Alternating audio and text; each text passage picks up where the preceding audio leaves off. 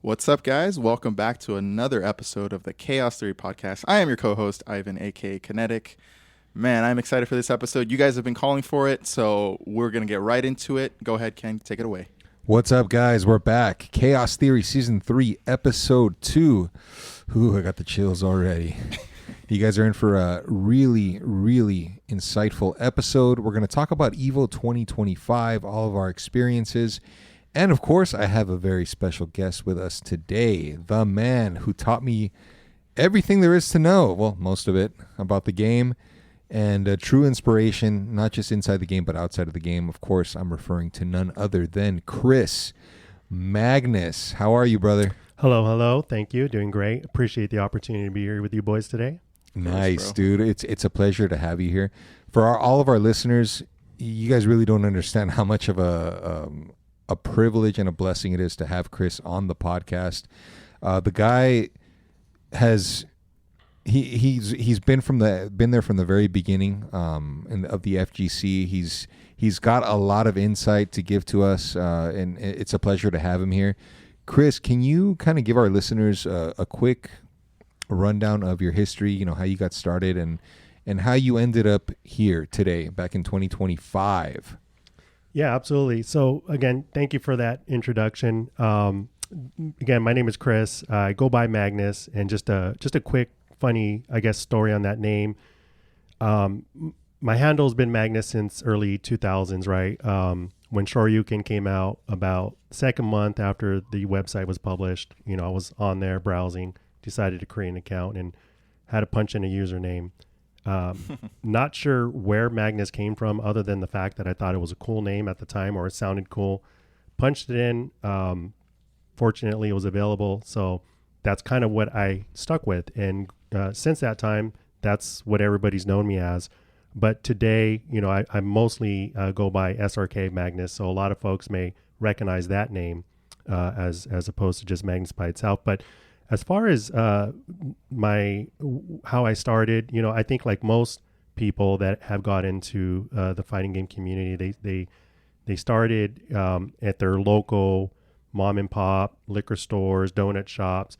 You know, for me anyways, you know, I've been playing since the 90s when Street Fighter came out. So just wherever I can play the game, you know, at the time it was your local 7-Eleven that may have it. So, you know, I'd pop in there as a youngster, play some games, really had no idea what I was doing.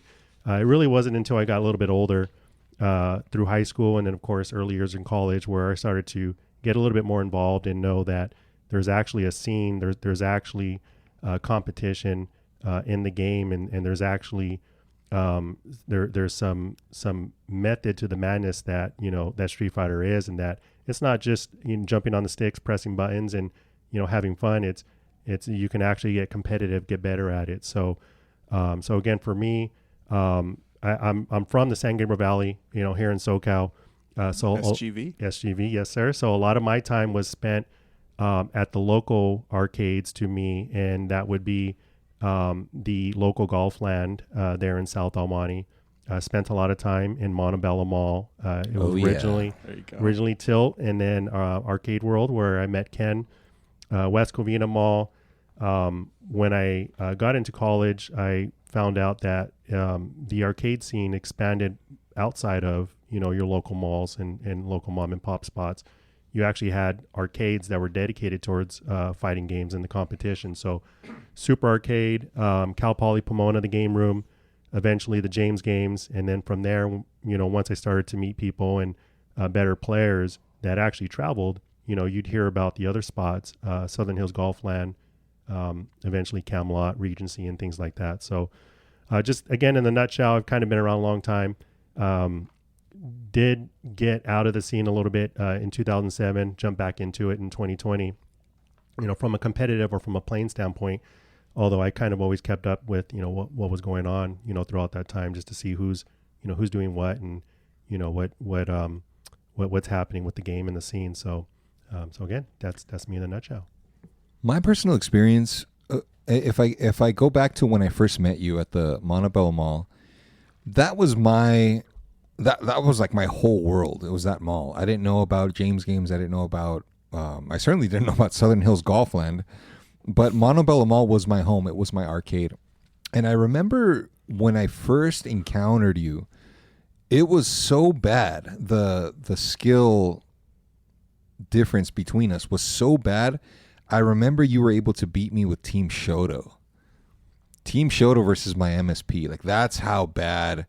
That's how big the skill difference. The skill gap was. Yeah. And whenever I would meet somebody who I knew was better than me, I would hone in on that person and kind of like think, okay, how long is it going to take for me to catch up to this person? And every single time that we would play, Chris, I felt like when I felt the skill gap kind of closing in, you would always pull ahead because you would bring out, you were so diverse in your skill set that you would always show me something different. And this game is a true rabbit hole. Like, just when you think you have it figured out, something happens to make you question it altogether. Like, you know what, there's still more that you got to learn here. But I put you at the top of the pecking order when it came to the top players. And because, 2005, 2006, this is before the YouTube era. So there's no like, let me look this guy up. Let me see who else he's played. Let me do my homework here. There's nothing like that. Even to this day, there's really not a lot of footage on you, or at least not a lot of like vintage footage. Back then, I think there was only like maybe one video, and that was you versus Ruin. I don't know if you remember that video. I do, yes. From Cal Poly. Yep. And that video is like a highlight reel. I think you picked the Fat Toy versus Ruin's Thrax. Correct.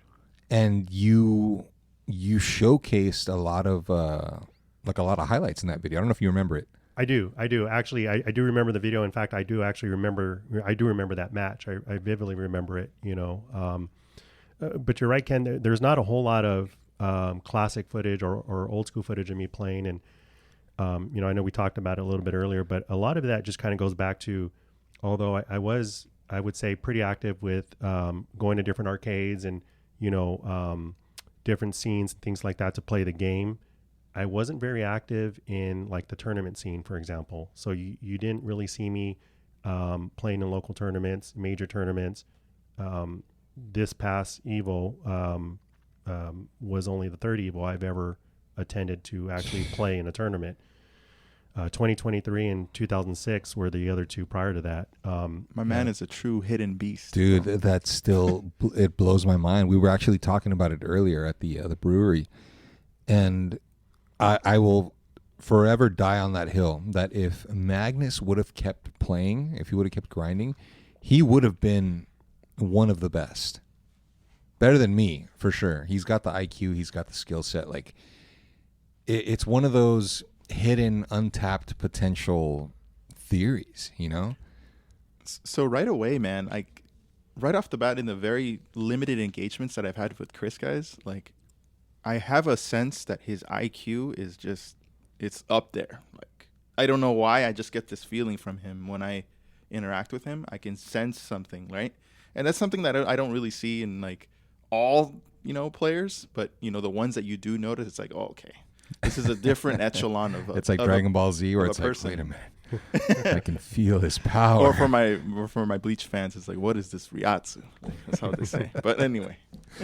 Dude, that's part of the mystique, Chris, is that you were like this, almost like this mythical beast that would just appear, kick some ass, kick everybody's ass, and then you would just, all right, I'm out of here. And then I wouldn't see you for like a week or 2 weeks or whatever the case is. And then you would always show up and then showcase something different. I'd be like, what? This guy knows how to play Spiral? Yeah. Like, what the? So you never knew what you were going to get from Chris. Diverse skill set, high level, high IQ, and just an amazing guy, amazing human being. I've always said Absolutely. It, bro. You've always been an inspiration to us. On a personal level, inside the game, outside of the game, it's a pleasure to have you here, bro. And the fact that you were there this year, and we'll kind of get into that, made a huge impact on me and my experience. So once again, bro, thank you for being here. Thank you for sharing your story with us and with the viewers, so they can kind of get to know the man behind the man behind the myth. Absolutely. Oh, yeah. I do like asking something, usually to a lot of the high level players, like what is it about Marvel 2 that kind of captured your attention, since you have been playing ST and I'm assuming other fighting games? So what was it about? Why Marvel 2? Yeah. So, obviously at the time, it was just the new Versus series game that came out. So, I played all the prior Versus series games, before that. And when it was a 2-on-2, it's pretty cool, something different. So like X-Men vs. Street Fighter. X-Men vs. Street Fighter, yep. And then the other is Marvel 1. But when, I knew or heard that there was going to be this, 3-on-3 Versus series game coming out, it was kind of like, whoa, like this is crazy. Like this is going to be a nuts game. Like how is it even going to be playable? Like it's going to be, just madness, right? And then when you found out that it's only going to be a 4-button game with, attack buttons, that is, with 2 buttons dedicated to assist now, it's like, well, how is this really going to be playing out? Yeah. But for me, what kind of drew me to it was not just all of that, but it was just more so just the chaos of the game, that when early on anyways, you're just all these different combinations, not just player character combinations, but just the combos, and it later on became the depth of like the strategy and how deep you can actually get into the game, and that there's actually some strategy behind it. It's not just about mashing buttons and having a certain character selection that their combos or supers linking to each other. It's actually a lot more deeper than that. The human element. Exactly. And so that's kind of what attracted me to the game itself, but to keep playing it. It later became the competition, and knowing that, it's deeper. It's deeper than just, a 3-on-3 game. It's getting to know how much about the game's engine, how much about the game, I can learn and apply myself. And then of course everything else that came along with that, all the relationships and friendships that I built, through that game. Yeah, of course. Time. And for the viewers, like what team or teams did you actually gravitate towards? Yeah, so early on, and I think like most people who started playing the game, and if you played the Versus series beforehand, it was Wolverine, maybe Strider, and some other third character that you may have liked. And once you realize that those characters are horrible in this game, right, they were quickly dropped. The fan favorites, but yeah, exactly. But for me, my team, basically from day one had always been Team Combo Fiend. Man. I've always been a Magneto, Iron Man player. I would also do Fat Toy, quite often. Interestingly though, today I rarely touch those teams. I don't feel I have the execution, for at least having a high level Magneto. Yeah. I gravitate now more towards Scrub.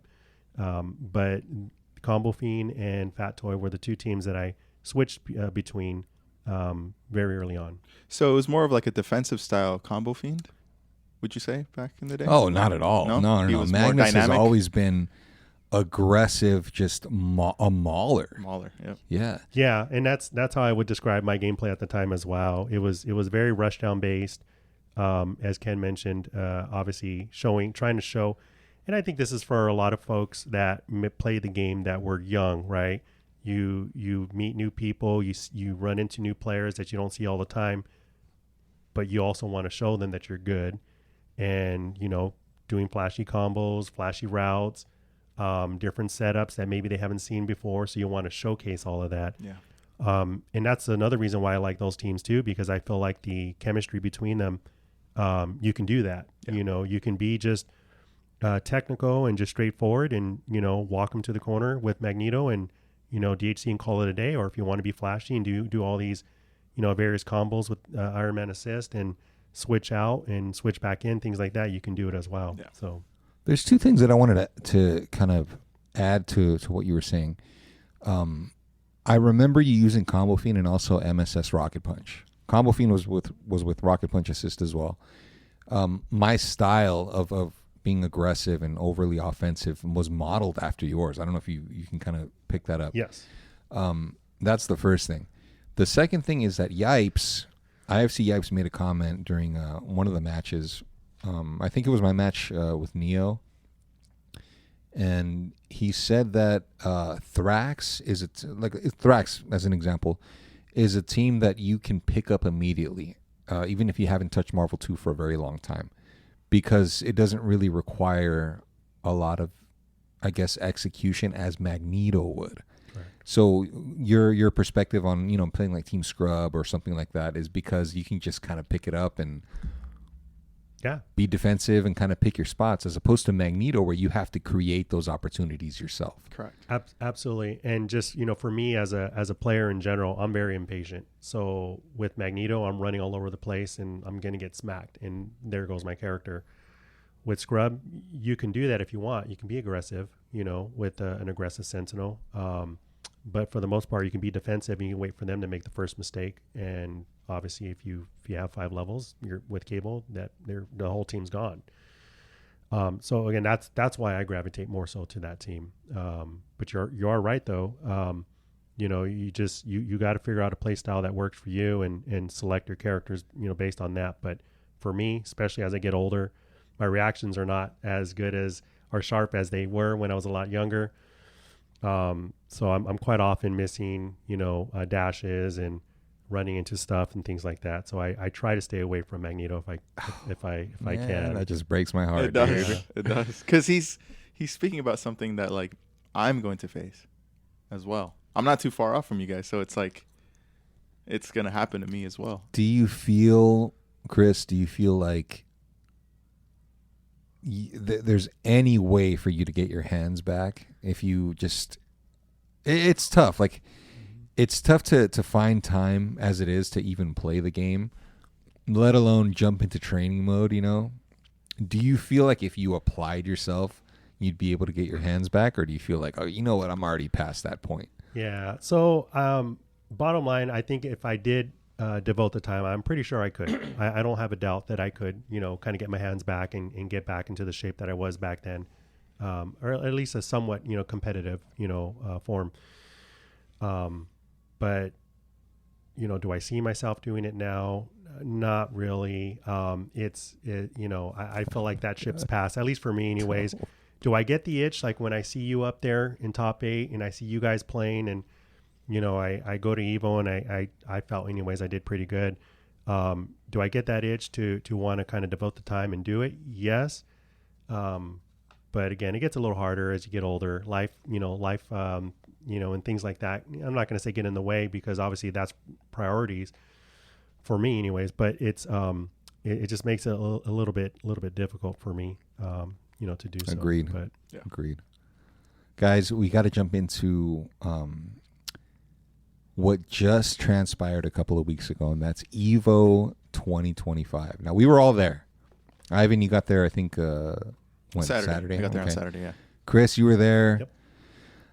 It was a breath of fresh air to see you there, amongst the sea of players. Most of them I didn't know. Some of them I did. But to see a face like yours there was like, it was like a calming presence to have you there.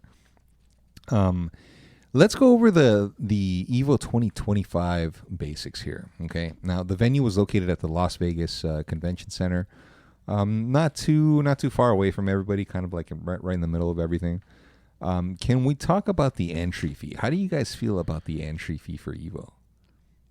I thought the entry fee was egregious. Like, I think it's just gotten way too expensive for what it is. But I will say this though, in the last couple years that I haven't gone to Evo, this has probably been one of the better organized venues. I thought it was very well organized. I thought they had a great food court for the players.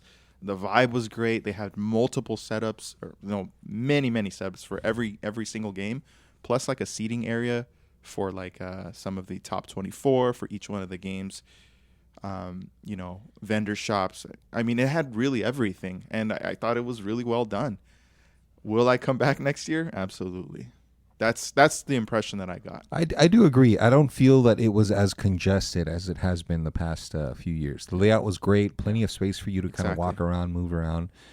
As long as you knew where you were going, it was relatively easy to kind of find everything, battle stations and all that. Yep. Chris, what did you think? Yeah. So basically everything that Ivan just said, I agree with, 100%, as I mentioned already, this is my third Evo. So the last time I was there was in 2023, which I thought was, a little pricey, but, I already knew what I was getting myself into. And so when I signed up this year, again, found it to be pretty expensive, and I found a promo code that was out there. And even with that, it was still, pretty expensive. So I agree. I think it is getting up there, for what it is. In my opinion, anyways, I know for someone like me, I can do it, and I don't feel the burn, in my pocketbook. So I'm fortunate in that sense. But I know there's a lot of people that maybe did feel the burn or the pinch, right? Yeah, agreed. And there might have been a lot of players too that maybe wanted to go but couldn't because of how expensive it is. But you got to think about it. At the end of the day, it's not just the high venue fee to just get in. Just to step in, you're paying $200, at least. Adding on all the different fees and tournaments and whatever else, you're going to be signing up for. But for most people, you're traveling there. So you got to think your travel costs, whether you're driving, flying, right. Your hotel costs. Everything adds up quickly. Like you said, hotel costs. Transportation. I was dropping maybe $20 a trip just for Lyft alone. Food wasn't cheap. That food court was charging like maybe $16 a sandwich. Yep. It was. It's ridiculous. But, that's the price you pay for the experience. Exactly. And the convenience. Yep. And that's why I think, again, although it was expensive, and I know I've seen a lot of comments out there too with the pricing of Evo this year that it was expensive for what it is. I hope that, next year, if it is going to be equally as priced or hopefully cheaper, but I hope that they keep improving on the experience so that at least the players and the attendees see that there's actually value now being provided, and what they're getting back for the cost to get in. So I am so grateful that they did not put Marvel 2 top 8 on Sunday. I'm actually really grateful they did it on Saturday, because on Sunday you would need, in order for you to watch like top 8, you need to get into the arena. It's a special section. Typically for Sunday, though, for all the games that are on Sunday, you have to have a wristband for it, right? Yeah. And those sold out. So if you didn't have one, you're just not getting in. But thankful that, again, Marvel 2 was able to be on Saturday, and we were just able to get in. No issue. I hope they continue that next year. I think it was perfect because we wrapped everything up on Saturday. Yes. And that gave us Sunday completely to just take our time, come back to the venue, shop around, do whatever you want to do without the pressure of, I have top 8 later, or I have to stay for the event later. Yeah. So that was great. I mean, and we'll kind of get into that. As far as the schedule goes, guys, we had 32 pools day one, and they all started as early as 10 a.m. So we were on a tight schedule. We had multiple stations with multiple bracket TOs, I guess you could say, that were running the show. It was quite an experience just to take a second and look at Marvel 2 being ran under the Sony umbrella, as opposed to what we're used to, which is just the BYOC, us doing it, a community-driven event. And the wheels were turning so fast. These guys were calling out names.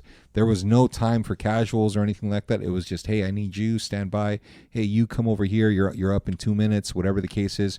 We were knocking everything out as efficiently as possible. I would say that's a pro. I don't know if you guys agree. Oh, yeah, absolutely.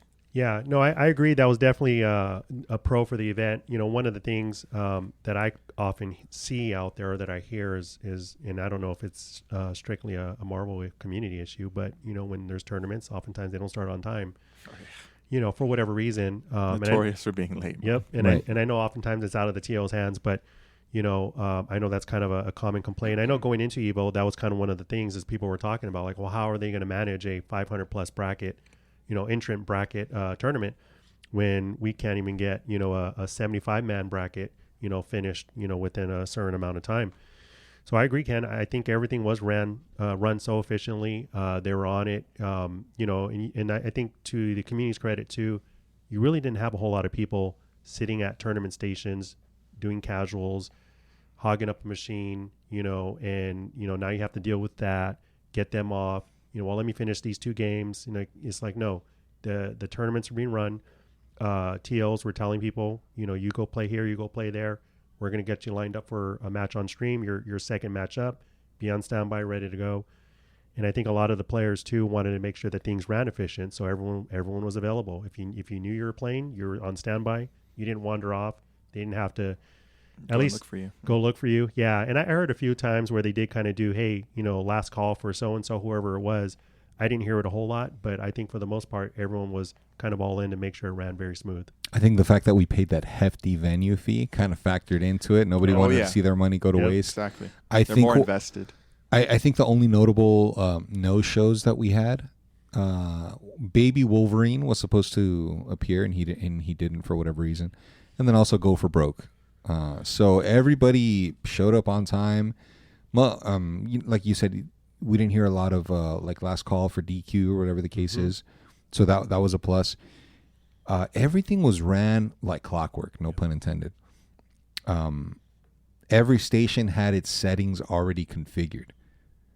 Both in monitor and in the PS5 settings, like as far as like turning off the one button supers and all that. I think the button configuration was what was killing us the past few tournaments, because we were still kind of like trying to figure it out and everything. And come Evo, everything, I think everybody knows what to do now. Yeah. So that eliminated a lot of time being eaten up because of that. Yep. So that was really good. Chris, I wanted to ask you about the monitors. Okay, they were using the Sony InZone M3s. What did you think of those? So I have mixed feelings on these.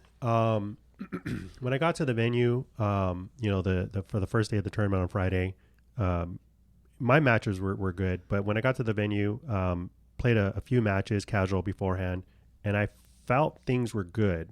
It was responsive. I didn't feel like there was much, if any at all, of an issue, at least to me.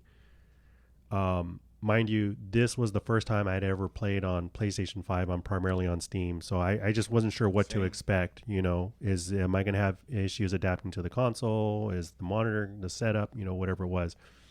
However, throughout my course of the weekend, as I played various games, both tournament and casual, I did notice a bit of a difference. And I don't know, I can't pinpoint exactly what the issue was. I don't know if it was a setting maybe in the monitor settings, because from what I understand, the monitors, there are certain settings they had the monitor set to. I don't know if it was like game mode or whatever it might have been, but I understand that the monitors were set to certain settings. There were cases in casual, for example, where monitors were turned off. So when they got turned on, that's when I noticed a bit of a difference. And so I don't know if it was an issue in my experience where settings didn't save or translate over. That's what I was going to ask you. Like, are you inferring that they went back to default settings? That's what I'm thinking. It could have been maybe a placebo where I was just thinking something was off and it really wasn't. Yeah. Because I'm not too familiar with the Sony with the InZone M3. Right. But that was just based on my experience in terms of what I felt. It's like most of the weekend it felt good, but there were times where I felt things were off. And I can see how that obviously would have impacted somebody during a tournament match who was playing that, felt that was off because, something changed on the monitor. Although I think the TLs did a good job with making sure all monitors were on and everything was set appropriately. I think it's a little bit hard to control who has access to what, and if somebody went and changed the setting, adjusted something without a TL or anyone else knowing. I'm not saying intentionally or anything like that. Just kind of hey, let me go tinker with it, and now you have a monitor that's now being used in a different setting, obviously impacting other people's experiences. Absolutely. So, I would consider my execution to be pretty good. So when I play on a monitor that has some kind of input delay or that causes input delay, I can feel it. And on all of these monitors, I had several opportunities to land, like let's say the Cyclops Infinite, and I couldn't do it. I couldn't do it just because there was a small, margin for error. Yeah. Well, one thing that I have, I guess, learned a little bit in researching a bit of the InZone, monitor itself, since Evo, if it's not set correctly with the settings, that it's not the best monitor to be using. And a lot of people might make or might say that, well, I mean, the difference in input lag might be negligible, like it's not much. But when you're playing a high level game like Marvel, which is not fast reactions, you're talking one frame, discrepancies can be the difference between missing a link in an infinite, or being punished on a counter call or something. But I think it's enough to where there could be enough of input lag. When you add in everything, you factor in not just the monitor itself, but obviously the Brook board. You guys talked about it, on here in the past. You maintain your equipment, making sure you have the best that you can use. So when you take all of that together, you are going to have potential issues. And again, that's just kind of what I've learned, is that the monitor isn't the best, to be using. I can't speak for other games. A high level game, fast paced like Marvel, you might feel it more when there's one frame links, in play here, as opposed to like a Street Fighter 6 or something else. I don't know if those hurt more from this type of monitor or not. But I do feel, at least for us in our community, it's not the best monitor, to be using. Of course, the follow-up question would be, we can agree that it's not the best, but is it the most cost-effective? Yeah, possibly. Well, yeah, absolutely. Yeah, I agree. I think it is for them to be using Evo, especially given the magnitude of players that we have on site for the game. Yeah, it's by Sony too. Absolutely. It's the most cost effective. It's what they're using across the whole venue. So I mean, you see everything there, and there's no issues with providing that monitor. The other issue that came up were the headphones. Yep. Now the monitors themselves weren't exhibiting any audio. Obviously, you had to throw on. They provided a headset, or they did give you the option to use your own, as long as it was wired. A lot of players were reporting that the headsets themselves weren't working completely. Some audio was given out on one side, or it was low altogether. They didn't really know how to adjust it on the fly. It's just one of those things. Yes, and I don't recall the brand of the headphone that was used, but I personally experienced exactly the issues you're talking about, and it wasn't a Marvel. It was actually in CVS 2. During a tournament match, I had the headphones on. And I was waiting for the audio to say fight at the start of the match. I didn't hear it, although the visuals, I'm seeing I'm playing, so I see the visuals right in front of me, so I know the match is starting. But because I hear like the background music playing, but I don't hear like the actual like fight or like the certain audibles. It impacted me, and in certain moves, I couldn't hear the characters. I couldn't hear certain things, sound effects, for example. So at some point during my match on that game, I ended up just like mid-match, just took the headphones off and just threw them back on the table. I literally took my hands off the stick, took the headphones off.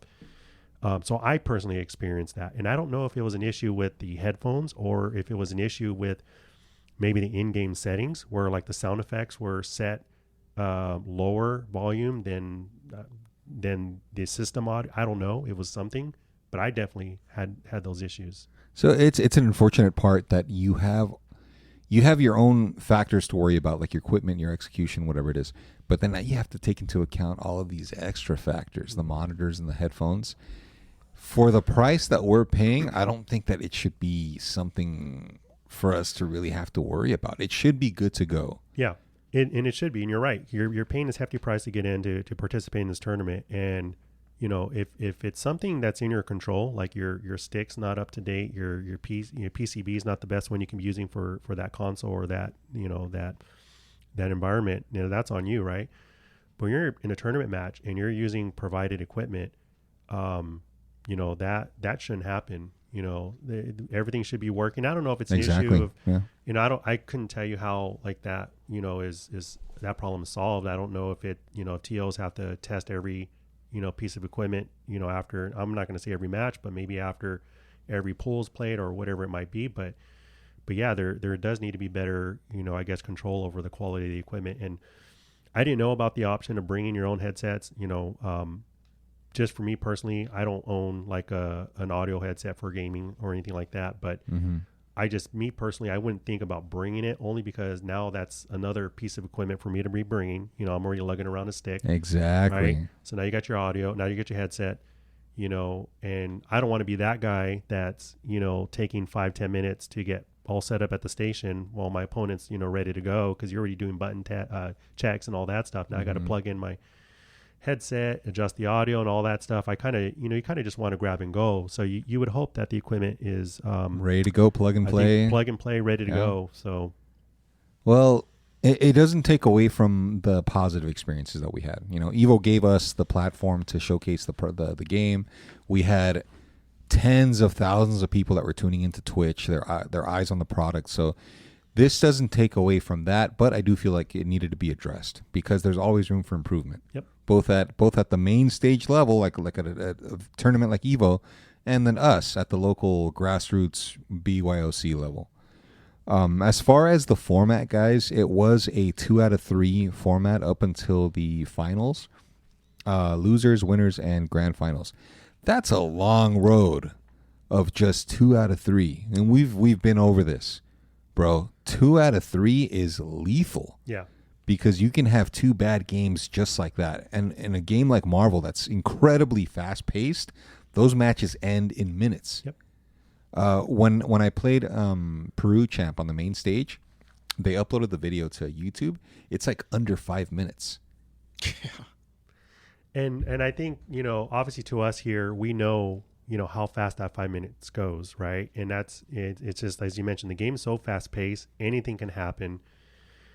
2 out of 3, it's crazy that's the format. You know, me personally, I prefer the 5 out of 3. I feel like the 2 out of 3 did benefit me in one match during my gameplay that weekend. Yeah. But I agree. I think it should probably be a 5 out of 3, you know, type of setting, especially for a game like Marvel, when you just don't know what's going to happen. I don't know. It's crazy. Well, in terms of not knowing what's going to happen, guys, we had 573 entrants, 32 pools in day 1 alone. We had 4 pools for top 24, which was day 2, and then that same day we ran top 8 afterwards. So a lot of people who entered. The unpredictable factor was at an all-time high. You didn't know who you were going to play. There were a lot of names in there who were actually decent players that knew what they were doing. We had people fly in from all over the world. We had somebody from Chile, Brazil. We had a couple of guys that flew in from New Zealand. Yeah. Japan's best player, yep. Kamitana, came in. Yep. Dude, it was a ridiculous pool of players. There are a lot of people who are kind of trying to downplay the bracket, saying that, you know, Sanford didn't enter, Yipes didn't enter, Justin Wong didn't enter.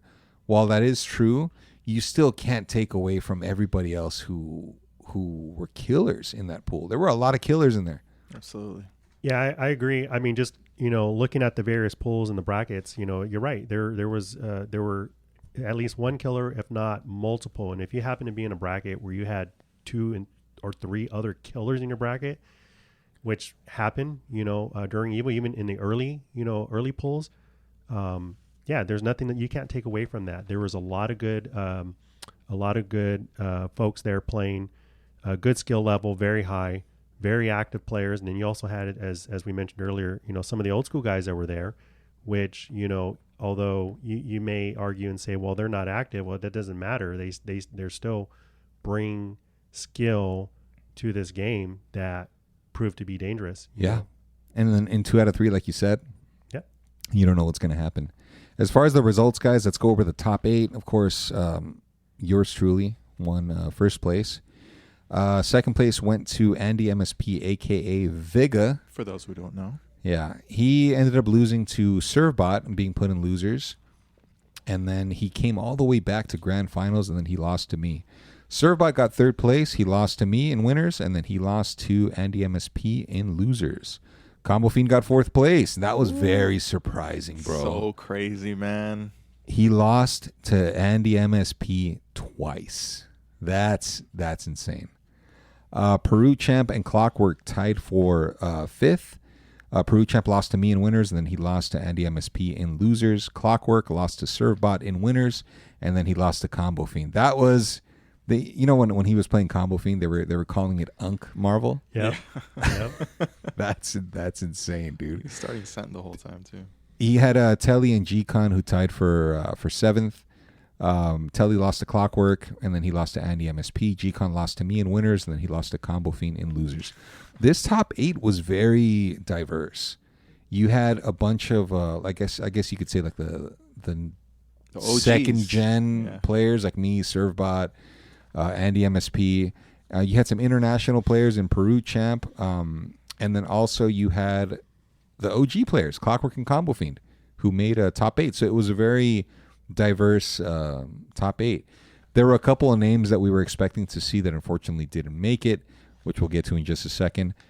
If you go a little bit further out of top 8, you'll see that the people that tied for 9th was Gino from Peru. That guy, he put in some work. He did. And I saw, I was fortunate to see some of his matches, but not just tournament, but also, during casuals and whatnot. And I was really impressed. He put in some work, very technical player. And so I've not seen him play before.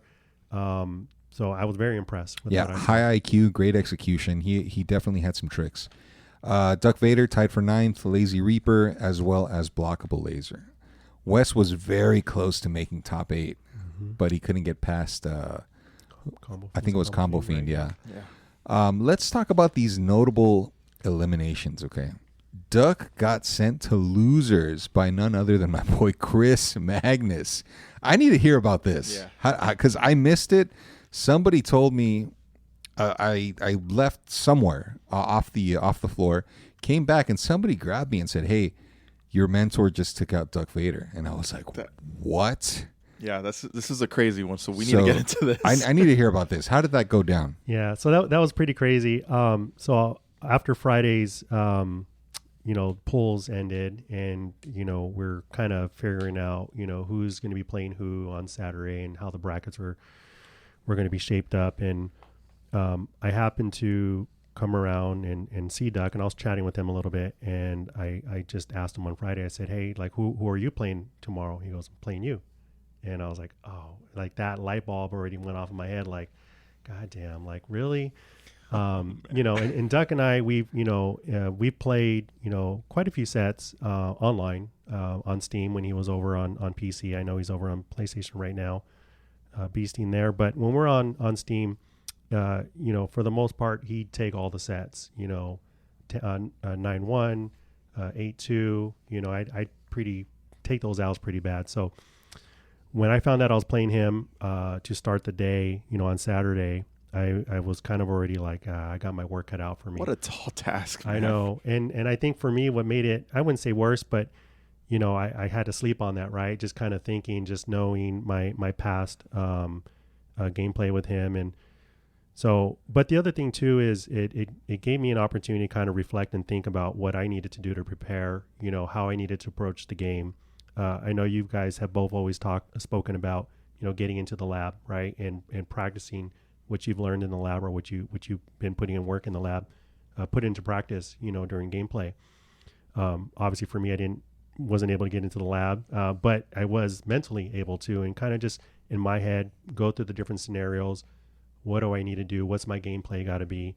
So that way, when we played, hopefully I had at least a roadmap that I can follow, and that's kind of what I did. So when we played, it was 2-1. I did beat him. I did mention this earlier that the 2 out of 3 format, benefited me in a match, and this is the match that I felt that worked in my favor, in this format. And the reason being, as you guys mentioned, the 2 out of 3, it's unpredictable. You don't know what's going to happen. You make one mistake, that can be the end of the road, for you in that set. Yeah, Chris, can you speak about like what was transpiring in those 3 matches? What were the teams like? What did Duck play and what did you play? And how were you adjusting as the set was happening? Yeah, absolutely. So Duck played his classic team, right? Spyro, Cable, Sentinel, and I came in with Scrub. I played Scrub. That's what I played the whole weekend. Interesting. During that tournament, exactly. And I was thinking the same thing.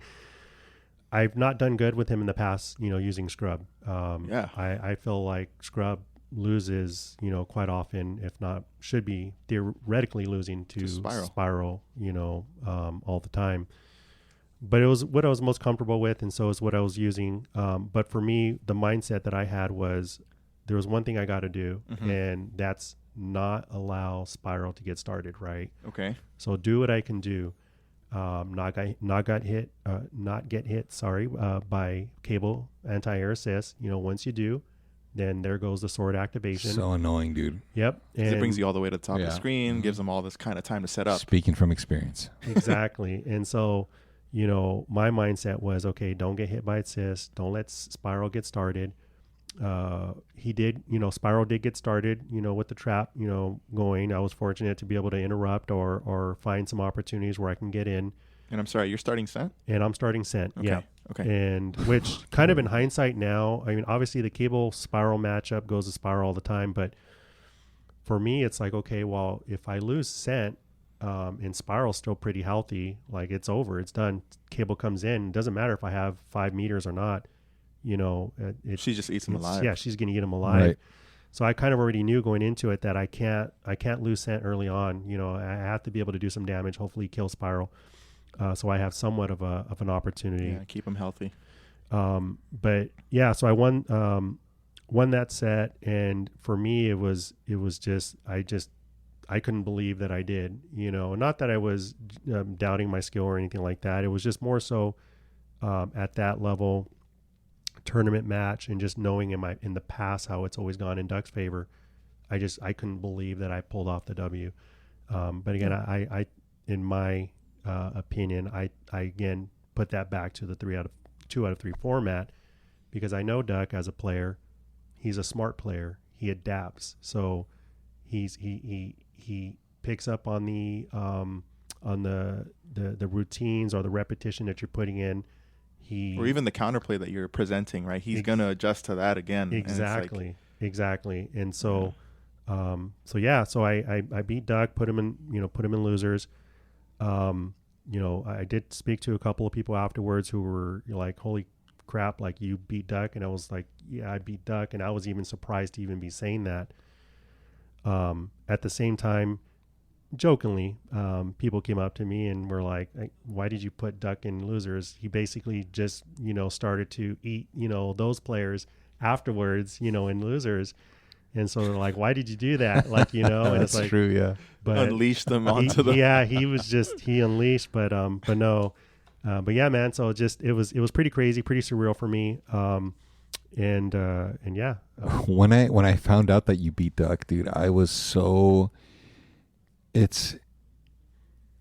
I can't even put into words how euphoric? happy that made me, because that was like your Evo moment, your accolade for that tournament. 2 out of 3 versus the long sets. We can go over this all day, but what I think happens when you get used to playing long sets, and this has happened to me from experience. When I play long sets, it's almost like a slow burn where I start to adjust to what the person is doing. I give up maybe 3 games, 4 games, if that. And then after that, it's good. We're good to go. If you can't turn that off when you're in tournament mode, then it becomes detrimental. So maybe with Duck, it was like he couldn't adjust because he's still in that PSN Steam, like you get 10 matches with this person. Yeah. You know what I mean? And in 2 matches, anything could happen. Yeah. So it is possible for you to win 2-1, and then let's say he wins like the next 7. You know what I mean? Like that's totally possible. Yeah, and I'm sorry not to interrupt, but that's exactly that's my viewpoint as I see that. And again, I'm not doubting myself as a player. It's just knowing someone that's an even better player, smarter player like himself. Oftentimes players use that first game if it's a best of 5, they use kind of like that first game to download, right? Yeah, and see, right. Hey, what's this person? What's he about? What is he doing? They may not pick their primary team right up front. but they're downloading you, right? And then, as you mentioned, Ken, you might win those first 2, but you're going to lose the next 8 or whatever it is, because you've already been downloaded and they've got the upper hand and they know what they got to do to pull out that W. But what matters is that in this format, it's not 10 games. It's 2 out of 3. So you get those 2 and then you're done. Next. Yep. Like that's the format that we're playing under. So you only have those 2 games, possibly 3, to really turn on the after boosters and get the job done. Yeah. 574 players, bro. There's no time for you to. You know what? I'll just burn the first match. Yeah. Maybe if it was 3 out of 5, right? But 2 out of 3. Yeah. No, you're not. You got to be on it from the get go. Yeah, you're winning. It's you want to win those first 2 games. You don't want to be in a 1-1 situation at all. So that was a highlight. Thrilla also got sent to losers by Magneto X, and then he got eliminated by Combo Fiend. 2 OGs of the game who took out one of the hottest, players today. That was also an incredible upset. Math showed up. He just became a father. A lot of emotions. Congrats, congrats to him. Congrats. A lot of things going on. Did it affect his gameplay? Maybe. But that was one of the upsets that I saw. What about Pasadena getting sent to losers by Kamitani? I was a little surprised to see that. Not to discredit Kamitani at all. I just Pasadena has had very high placings in many of the most top, big tournaments, over the last couple of years. And obviously it's usually you and him, 1 and 2, right? So I was a little bit surprised to see that. I was personally, I was thinking that I would see a Pasadena in a top 8, yeah, me too. this year. Yeah. So he got sent to losers by Kami. Kami is a player who's done his homework, and you can tell that he has a true passion for the game, and he knows he's done his work, and it showed when he played Pasadena. I think he was using Storm Sense Psylocke, Yes, not Thrax, and you don't see a lot of those teams nowadays. No, you don't. No. And I know that may, again, I'm not speaking for Pasadena obviously or anything, but when you play, when you're playing someone and you're expecting to see a certain team, come from them, but when you don't see that team, everything kind of throws you off. A little bit. It throws you off. Everything you're preparing for, you're preparing for a Thrax team, but now they throw in Psylocke. Well, that's a lot of people may not realize it, but when you're deep in the trenches in this game, changing the assist, from a Commando to a Psylocke changes how you approach that match. So maybe that had something to do with it, but you're right. He did change it up and had a Psylocke. A matchup that he wasn't really familiar with. Correct. And then to add to that, he got eliminated by Chris King, which is another matchup that nobody really knows, or nobody is used to. Chris King will rock Magneto Cable Tron. Yep. And that Tron assist just eats you alive if you're not careful. Oh, it does. And I played Chris King, online, over the past couple of months, and I get eaten up all the time. It's a very unorthodox team. And as you mentioned, if you don't see it, you don't know how to play against it. So. And then 2 out of 3, man. That's it. 2 out of 3. That's it. So a lot of names that we were expecting to see in top 8 that we didn't, unfortunately. And that's just the nature of the beast, is you don't know what's going to happen. Everybody has to be on their game. And, the results are just that. It is what it is. My favorite, Neo sending Fnatic to losers. Oh, my God, dude. I was there on the main stage when I saw them playing. Neo gets the win, and immediately, bro, I start clapping. I rush to the stage, and I'm like, yes, sir.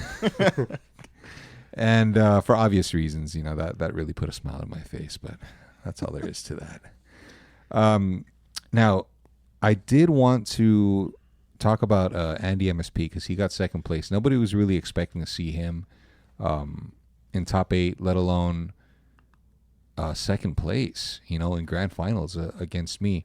The guy has put in a lot of work, dude. A lot of work since the PSN days to when the collection came out, grinding nonstop. Yep. Now, what was news to me was that he's been using one button dash. Okay? Yeah, I didn't know that either. So I wanted to touch on that real quick, because this is how I feel about one button dash. Okay, I've never been an advocate for it. I've never liked it, but I've never disliked it to the point where I had to really kind of vocalize that. It was just, I don't need it, but I won't hate you if you use it, you know, and do what you got to do. The collection made it more accessible. Whereas Dreamcast, Chris, you remember, if you used one button dash or two kicks for that matter, macros, you had to sacrifice a button, typically an assist, right? With the collection, that's not an issue. You can program one button dash or one button supers, one button special moves, and still keep your remaining buttons. Mm-hmm. So it makes that person, you know, if they know what they're doing, it makes them more dangerous. For context purposes, from what I was told, is that Andy MSP wasn't using one button dash for anything but the ROM. So once he landed the hit, then he would use the one button dash to do the ROM. When he was trying to rush you down, when he was trying to open you up, he would still traditionally, you know, claw or slide or whatever the case is. How I feel about that, I mean, you still have, even though one button dash is enabled, you still have to abide by the game's engine, meaning that it's not going to work if you do it too fast, right? You still have to abide by the game's rules. So I don't think that it's, I mean, if you can't really do the ROM consistently now, like in 2025, then that just means you have to work on your execution. It's tough, man. It's a gray area, it's man. It's tough, dude. I mean, how do you guys feel about that? I'm a purist, right? So I'm gonna think, if you're as good as you say you are, you don't need that, and that's just put in the work. Fair enough. And if you don't want to, then well, you'll know where you place there. But like I said, I've always been a true believer of, if you are as good as you think you are, then none of this should matter. You shouldn't be using macros or one button dash. That's my stance. Yeah, and for me, you know, you wouldn't find me using it, and for nothing other than I'm old. I don't have the mental stack to, you know, after 25 years of playing this game, to now have to adjust to a one button, you know, dash. I do have mixed feelings about it, though. Obviously, for use in you know in high level play, I think. Do I think it's something that maybe should be banned or not used going forward in tournaments and stuff like that? I don't think that we need to go that far, because there's still beyond the one button. That only gets you so far. But if you haven't put in the work and you don't have the other execution or technical, you know, skill, then obviously you're not going to make it deep, you know, in any tournament. So I don't think it should be banned. I think it, you know, it should be allowed, but you know, it does potentially become dangerous in the hands of someone that's really skilled and good, right? You know, it helps, you know, minimize in some cases, you know, dropped inputs, or, you know, just being a little bit more instantaneous, I guess, if you will, with those overheads and things like that. But I think it's a part of the game now. You know, the collection has it. Other games have macros, you know, Street Fighter 6 and things like that, you know, that people use, and I'm not too involved with those communities. So I couldn't say if it's accepted or not, but you know, it's kind of the trend for, you know, modern games and things like that. So, you know, if it's something new, you know, hopefully taking us into the future with this game, I don't see it as an issue. Well, correct me if I'm wrong, but the general consensus for all of these tournaments is that one button dash is allowed. However, one button specials, one button supers are not. Right? Correct. Okay. It's just going to be one of those things where that doesn't make sense. You either like it or you don't. Yep. You know, I don't know what it would take for the tournament format to say, you know what, we're going to do away with this. I don't see anything kind of convincing them, and I know why Capcom, you know, the collection included it in there, is to make it more accessible for people who don't want to deal with these execution barriers, so that they can just grab and go. Mm-hmm. You know. So it's just one of those things, whether you either like it or you don't. Yep. Deal with it. I wanted to talk to you guys about Glasses Gate. Okay, we know what Start Gate is, right? Yes, we do. I wanted to talk to you guys about Glasses Gate because obviously I won Evo, but you guys don't know what it cost me, okay? Or what it could have cost you. Or what it could have cost me, yeah. So obviously I wear glasses. I wear both regular and prescription sunglasses, right? A lot of people know that I like to wear my sunglasses indoors because of the lights or whatever the case is. This year, it wasn't really a problem. I wanted to wear my eyeglasses. And the reason why is because I never had an issue looking at, like a TB, a CRT, whatever the case is, with my sunglasses until we started using these new monitors. Now, because my prescription sunglasses are polarized, if I look at a monitor dead on, the screen is black.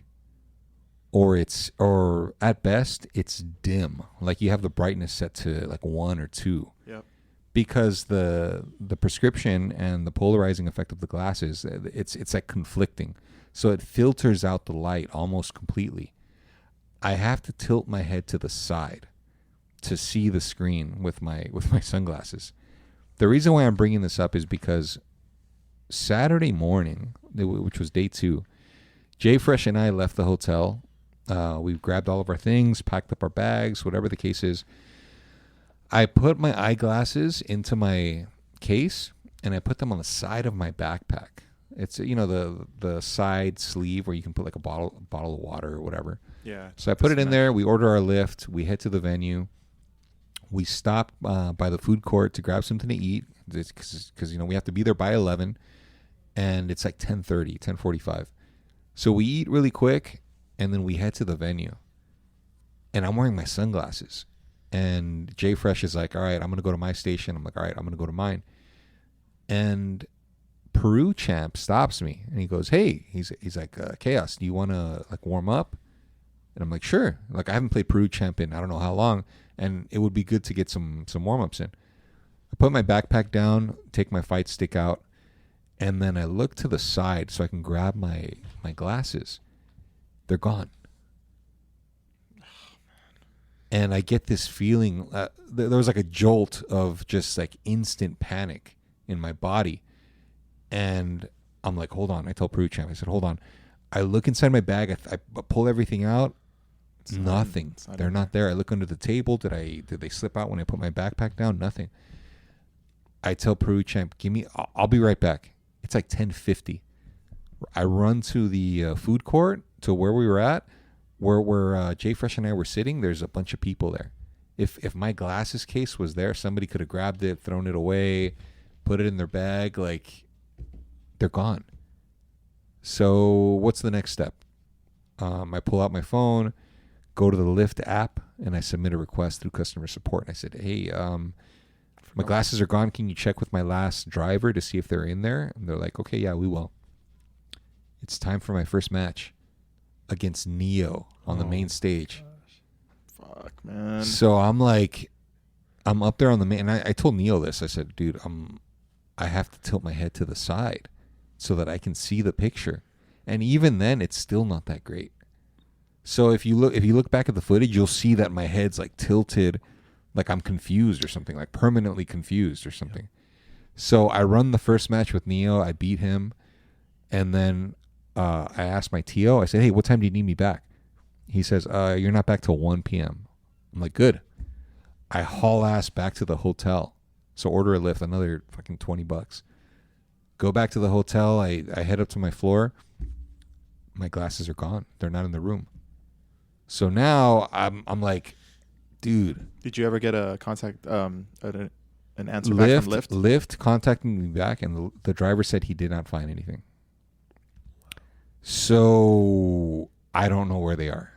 And I'm thinking, dude, of all the days to lose my glasses, and I don't have any spares, would be day 2 of the biggest tournament for Marvel 2. So my head's everywhere. I'm thinking, okay, whatever. The tournament, yeah. I have to go back to work in a couple of days. Like I can't go to work with my sunglasses. Yeah. And it's not like I can, just be without them for a day or two. I can't see. So all of these thoughts are running through my head, dude. I'm panicking. I haul ass back to the convention center. Another $20. I get there. They say, all right, Khaos, you're up. You're playing against Dave the Magician from Chicago. So I'm like, great. So I sit down. I plug my stick in. And all the Chicago guys are behind me, just like heckling, like, yeah, you got this easy. This is easy, Dave. And I'm sitting there with my head tilted. We play match 1. Dave gets the win. He wins match 1. I'm like, oh my God. This You running Thrax? No, he was running Storm Sent Cable. Oh, Storm Sent. And I ran Mag, Storm, Cyclops, MS Psych. And because I don't want to deal with Sentinel. I feel like my Cyclops is good enough as an assist. And I lose match 1, dude. These guys are heckling me. And it's nothing bad. It's just, they're rooting for the underdog, right? Mm-hmm. Dave. I wasn't wearing my headset. I was so distracted that I was playing without like any game sound or anything. And I realized, oh, shoot, the headset's right there. So I throw it on. Now I can hear the game audio. I can't hear the people. And then I win the next 2 matches. So I take the headset off. I'm like, good games. And then one of the guys is like, dude, why did you put the headset on? You should have just left it off so he could win. Oh my God, and I'm like, but in my head I was just like, go fuck yourself, right? So I get more time after that, right? There's a gap in between matches. So I have time to kind of just like think about things.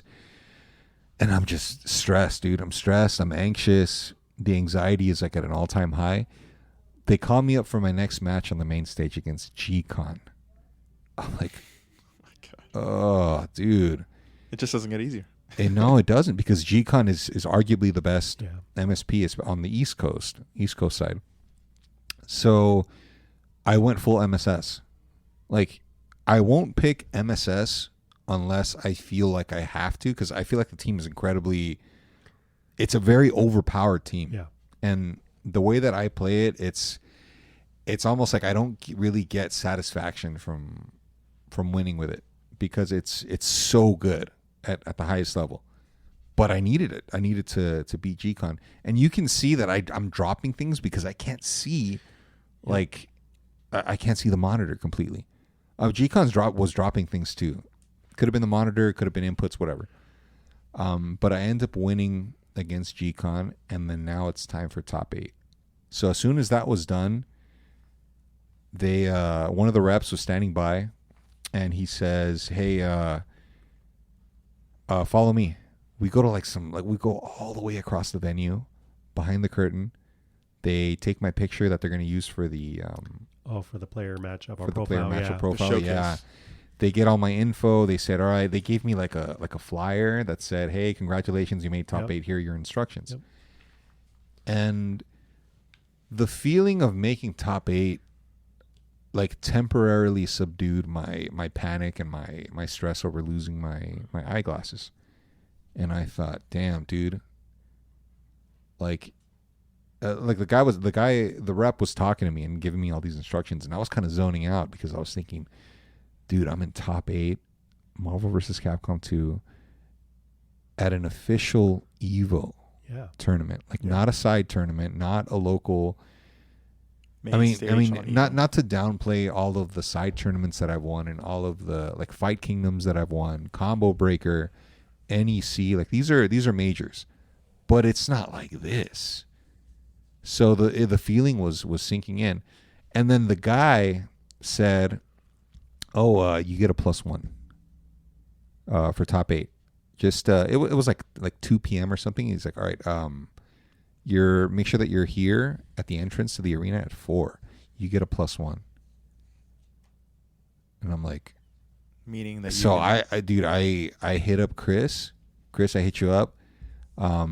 I wanted to ask you in person, and I said, Chris, it would mean a lot to me if you were there for me as my +1 to have my back up on the main stage. And to me, nobody else could have fit the bill for that. We talked about it earlier. Chris has seen me since I used to play at the Montebello Mall. Like a lot of people know me from James Games, Regency, FFA, but nobody really knows me from Montebello.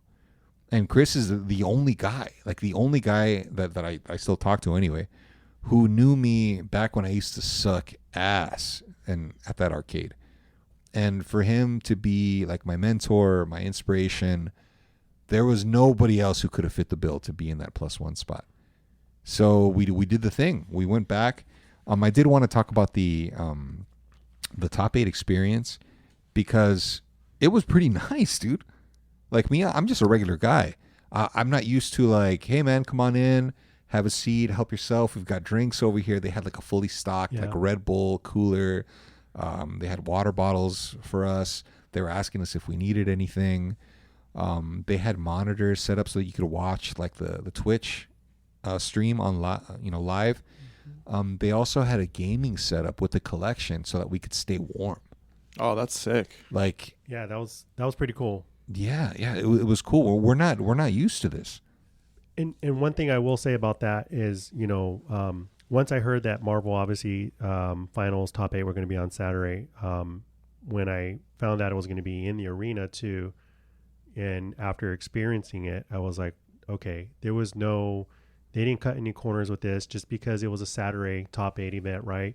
The same level of production and experience that the top 8 guys got for like Tekken and Street Fighter 6, that was the same experience that Marvel 2 got, which I was extremely happy for. So it was cool to see that and be a part of it.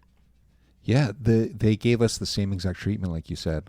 The same, nothing was rushed. Nothing felt like, hey, let's get these guys out there. Let's knock this out. Everything was as formal as it could be. Being able to see it from behind the curtain and see just how much work goes into setting everything up and the technical aspect of it really made me appreciate it, because Evo is like at a national level now, international. Yeah, it's an international production, and you could see that they spare no expense. So that was really cool to witness. Yeah, that's one thing that I definitely was taken aback by. I was like, wow, the production quality at this year's Evo, because again, I haven't been in a couple years, so it's like it was just next level production, and you could see it in like just even the crowd reactions and I think the engagement that we had with the audience, and I'm sure online as well.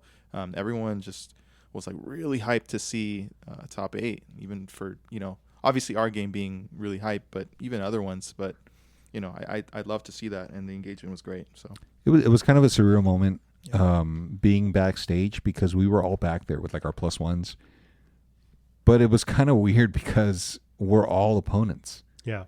Even though everybody was like, we were all still chopping it up, like, hey man, you ready? I'm like, wow, this is pretty cool. Everything is dark because I'm wearing my sunglasses, so everything is like, hold my hand, dude, I can't see. But I was thinking like, yeah, I'm cool with all these guys, but when it comes time to jump on the sticks, like I have to take everybody out. It really started to sink in just how important this tournament was for me. There was, I feel like the most pressure was on me to win this tournament, if I'm going to be honest. Yeah, being the favorite to win. I had to. That's a lot to deal with. Like, even thinking about it now, dude, the fact that I lost my glasses, that I was dealing with all this, like all these external factors. You could already hear what the people would say if something, right? Man. Like if it had gone the other way, people would be like, "Oh yeah, he's washed. Oh, he doesn't have it anymore." When it comes to the big stage, dude. All those little critics. Not to mention that this is probably the only chance I was going to get, or for Marvel to have Marvel 2 as a marquee main stage game. Yeah, absolutely. Who knows when the next time will be, right? Yeah, we don't know, and that's exactly what I was gonna say, Ken. Is that it? You had a lot on the line. There was a lot of pressure on you. All the years of work that you put in, from not just starting out in 2006, but just all the tournaments, the money matches, the first twos, whatever it was. It came to a head here, at Evo, and if you didn't win, like you said, Ivan, it's going to be, well, he doesn't have it. He's washed up, and if you didn't win, as you mentioned, you may not have another opportunity on this stage to get another shot. Right. So. The stakes couldn't have been higher. But I went up there. My first match was against Peru champ. He wins game 1, and he is loving it, dude. He was loving it. And I'm just thinking, God damn it, man. One more match. But then I pulled out the cheap stuff, right? The cheap stuff with MSS. Yeah. And the next 2 matches went by like this. Yeah. And like I said, the video that's on YouTube is less than 5 minutes long, and that's 3 matches. That includes like character select, all that good stuff. Yeah. So the actual gameplay, the set itself was a lot shorter than that. A lot shorter, yeah. So I get past Peru champ, and I'm thinking, okay, on to winners finals. I got to get past winners finals, and then after that, I know that I'm comfortable knowing that I have at least 2 sets. That's right. So the bracket continues to play out, right? And then ServeBot makes it past, I believe, Clockwork, right? And I realize, okay, it's me and ServeBot in the winners finals. And I'm very comfortable because I've played ServeBot for so long that you just know. Like you just know the person and know what they're going to do. And he told me afterwards that he was considering like switching things up. But it's too late. You only get 2 matches. So I get past ServeBot and I'm thinking grand finals. This is it. And Chris, I told you, bro, when we were backstage, I said, dude, one more set. And shout outs to you, Chris, because you kept on checking in on me, asking me like, how are you feeling? Are you good? Like, do you need anything? Like, dude, there were so many emotions that were kind of going through my head during that time because the clock is ticking. Like, okay, everybody else is kind of fighting it out for the remaining spots, or they already have, and I'm just waiting, dude. I'm like waiting in the wings. Okay, yeah. Who's it going to be? And it's ServeBot versus Andy MSP. And Andy gets the win against ServeBot. And I was thinking, because Andy and I don't really get to play too often, right? Andy is MSP till he dies. And I know that with MSP, it's a roll of the dice sometimes. It could go really good or it could go really bad. So I'm thinking, okay, what am I going to pick? I have 6 games, right? Or no. I have, because it's 3 out of 5. 3 out of 5 at that point. So I have 6 games at least to work with. And I go with Matrix. And I already know that it's tough, but it's kind of like, okay, let me see. I feel like I have games to burn. Yeah. Let me see what this guy's working with. And the score was 2-2, right? Right. And the very last match, I pick MS Psych. Because I'm thinking, all right, if I don't win this one, then at least I'll have some Magneto practice. At least one match of Magneto to warm up. And then if the bracket resets, then I'm going MSS. And I'm just gonna maul him. I just have to avoid Sideblade, right? Yep. And long story short, like I beat him with MS Psych. Yep. Now, the last 30 seconds of that match, if you go back and you watch, you can't see it. Like there's only one shot, like one player shot of us, where you can kind of see how like my body language and everything, and it's starting to sink in. Like, okay, I'm almost done. Like everything that I've worked for has led up to this moment. I'm almost done. I'm gonna put him away, and then I'm gonna pop off. And you can see when I killed his storm. Oh yeah, you nodded. Yeah. When I killed his storm, I smacked my hand and I said, "Get the fuck out of here." And I don't really remember doing that. Like looking back at it, like, holy shit. I did that, yeah. And then once his Psylocke came in and she died, I clapped my hands again. I threw off the headset. Like I slammed the headset down. If you go back, like I slammed it down. And then it was like a dozen emotions all hitting me at once. I felt happiness. I felt almost slightly angry, but in a good way. Yeah. Like finally, everything that I had been working towards, get your roses, is done. Like there is no higher accolade for me than an Evo tournament win.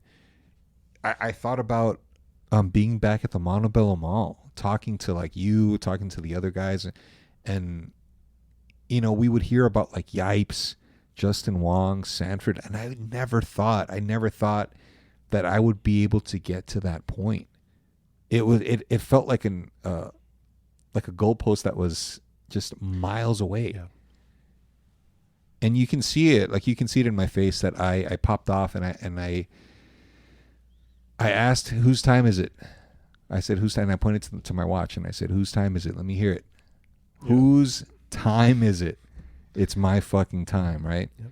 Once that was done, I turned around and I saw the big screen and it said champion, Khaos. And then that's when I felt like, damn, dude, I'm just a regular guy from Whittier, California, just like soaking it all in, and everybody's clapping and everybody's, reaching out for fist bumps and taking pictures and recording, and Video jumps on stage and he grabbed me and he said, "You did that. Like everything that you worked for, like it's yours. This is your moment. This is it."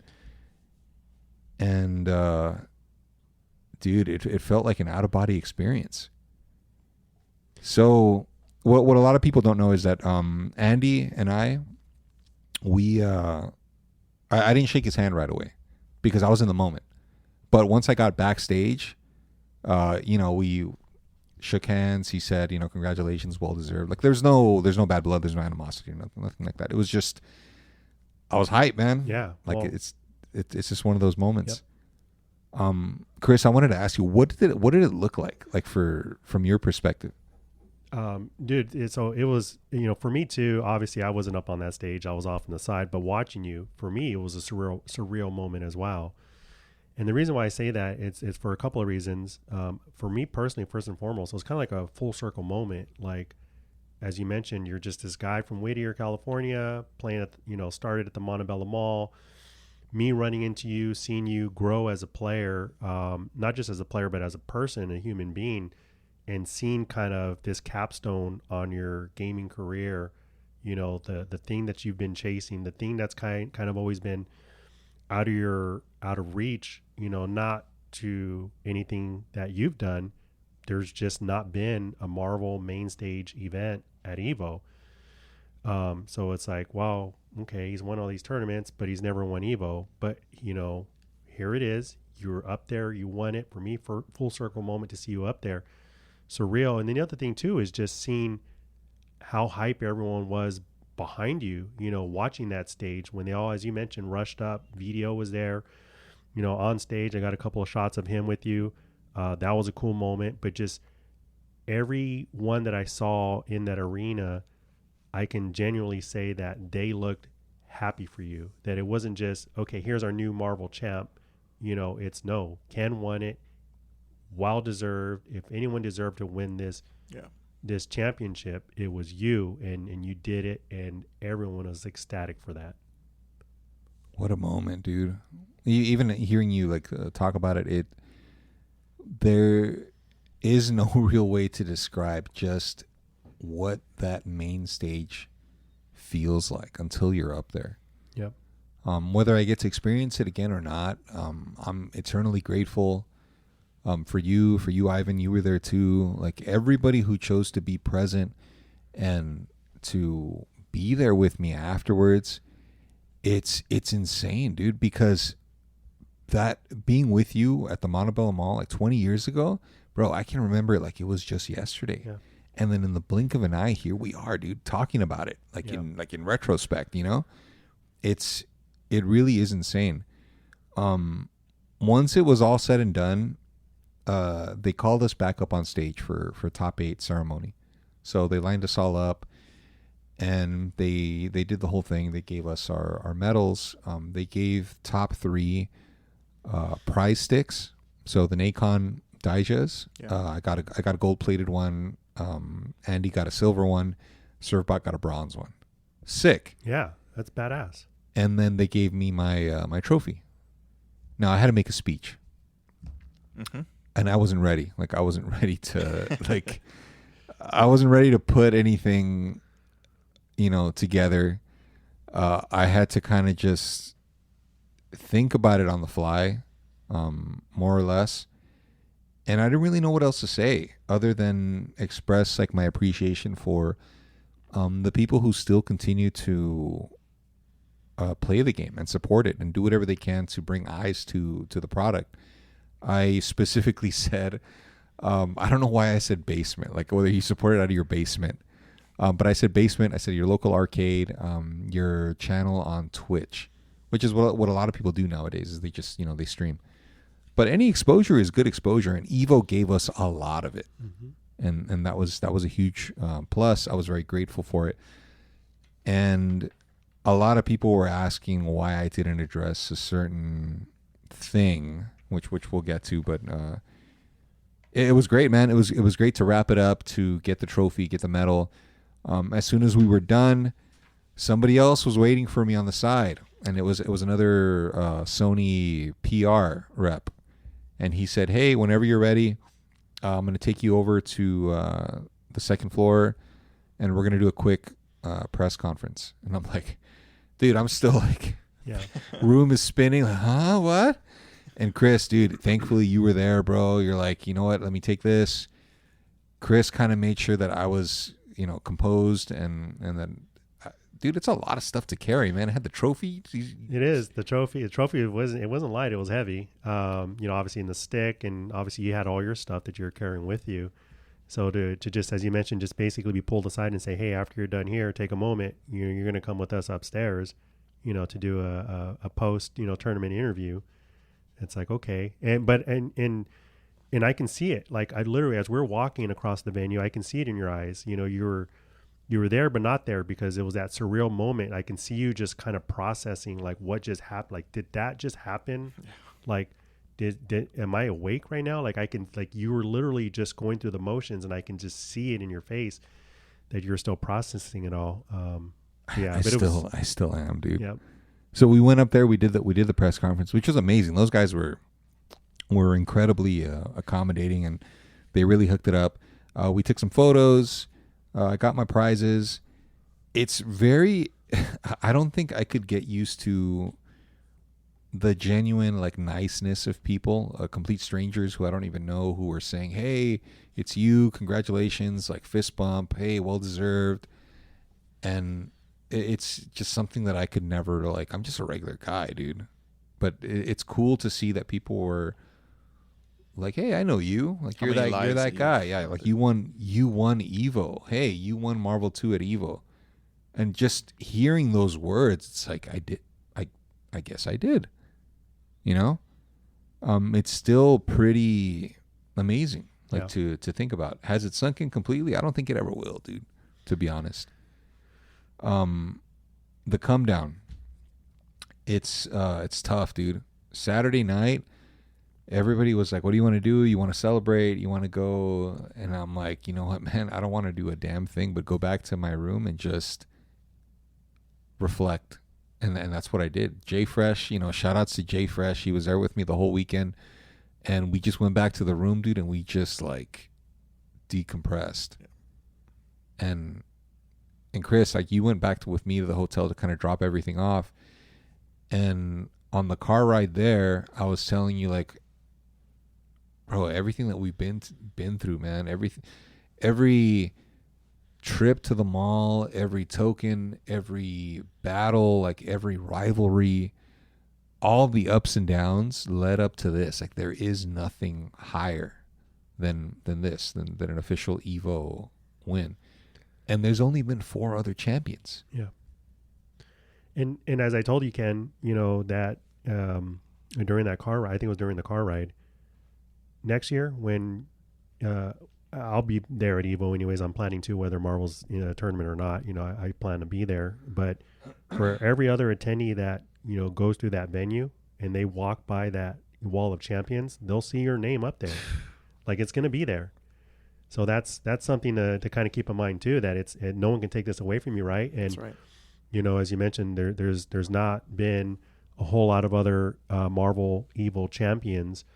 You're up there with them now, and every person in the future going through those halls there will see your name up there.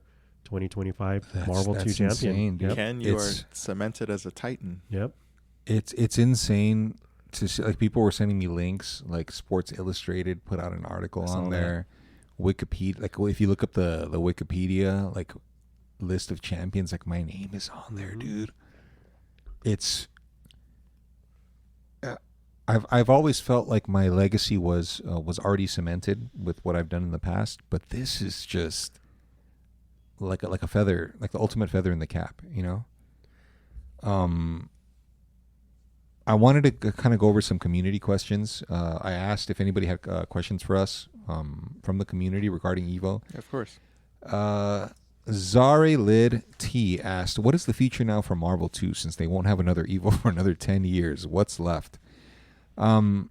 I think the only thing that we can do now is just continue to do what we've been doing without Marvel on the Evo stage, and that's host our locals, online tournaments, and just continue to support as we've been doing. Yep. The fact that we were able to pull almost 600 people at Evo at this stage of the game's lifespan, I feel like that's a pretty good accomplishment, considering what the venue fee was. The fact that we were able to pull so many people, and now they're able to see like the hype that we bring, and I said we continue to bring the moments and we continue to bring the noise. I think it can only get better from here if they were to decide to give us another chance, next year or whatever the case is. RKF asks, can we hear your honest opinion of the collection gameplay compared to DC? I will always prefer Dreamcast over the collection because I feel like you have to jump through less hoops. Right, Chris? Would you agree? I agree. With the collection, you have to have the right PCB plus the right monitor plus, in some cases, like the right converter, I guess. Yeah. Yep. And with DC, it's kind of like it's ready to go. Just plug and play. Yeah. Wicked Worlds asks, what were your expectations going into this tournament and what the final thought you had before you won, like right before it said game? There was a moment when I did the Mega Optic Blast on his Psylocke and then he alpha countered Storm. She took the last remaining hits of the Mega Optic Blast and then he rolled. And I quickly dashed behind him and then I launched. And I don't think he was expecting that quick side switch. I think if he would have blocked that might have bought him a few more minutes. That was tough. Yep, it was. That was tough. In that same match, he did a 5 fierce on my Magneto, and then on Wake Up, he did a hard knockdown, and then he dashed over, called out Psylocke. If I wouldn't have blocked that, I probably would have lost that match, and the bracket would have reset. But I blocked it. Cyclops anti-air hit his Magneto, and then I immediately DHC'd out. And that was it's just one of those like pivotal moments of the match. Yeah, exactly. So towards the end, once Storm died, I thought, oh my God, this is it. Yeah. This is it. Psylocke's coming in. She's already dead. Like, it's done. Like the adrenaline was just building up. Yeah. So that's what I felt. Ruben Martinez asks, what did you feel was different in your approach towards this tourney in comparison to others like Combo Breaker, Fight Kingdom, and prior Evos? Not that different, to be honest. I think something happened during this past year where I started playing a bit more, or I should say less reckless. I would run into Psylocke plenty, anti-airs plenty. And I feel like now my style is a bit more conservative. Like I still know when to attack, but now it's more... I was used to it always being my turn. It's my turn. It's my turn. It's my turn. And now it's I can respect when it's the other person's turn to attack, and that comes from like playing Ultra Street Fighter 4 or like other turn-based fighting games. Yeah, and I'm sorry, just really quickly on that point. That's one thing I've heard from many other players that play Marvel that have actually dabbled in some of the other fighters. They say that playing those games, which are primarily turn-based, actually benefit their gameplay in Marvel too, because it teaches you to be a little bit more patient, and sometimes you have to let them have obviously a turn so that they can make that mistake for you to capitalize on. So yeah. So next one is Stay Hardened. Yes, why didn't you use MSS against Andy MSP? I think we touched on this earlier. I picked MS Psych because it was the last match of that particular set. And I just wanted to get some practice with Magan. And I think that if I would have picked MSS and had he won and reset the bracket, he would have been more confident going into that bracket reset. Knowing that he's like probably beating your best team. Right, yeah. Like I said, That's something to consider, yeah. I won't pick MSS unless I absolutely want to demolish the opponent. So I was saving it in my back pocket, and it turns out I didn't need to use it after all.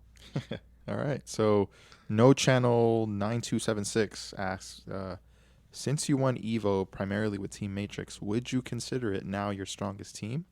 Or is it just your go-to default team with MSS as your final boss team? No, MSS will always be the final boss team. Matrix and MS Psych, I think, are currently... I think Matrix is more fun for me to play because it's Reset City. It's grab into Gene Splice. It's like you can kill a team very quickly with that team. MS Psych, though, dude, I'm really liking those unmashables with Cyclops assist in the corner. Yeah. Sick. There's a lot of reset potential. In terms of like what I'm working on now, I'm shifting my focus on grabs with Magneto. And the next step in my evolution is I want to be able to recognize when an opponent tech hits or techs the grab so that I can go for the guard break afterwards. I think that's going to be the next step in the next layer. In one touch kill Magneto. Agreed. So that's a little sneak peek, guys, into what you'll be seeing if you do see me compete again. And then last question is going to be EVA Boxing. He asks, what made you switch teams against Andy MSP, and did you feel validated winning? And finally, how did it feel that Yipes commented? We already talked about what made me switch teams. I just wanted to warm up with Mag in case the bracket did reset. Did I feel validated winning?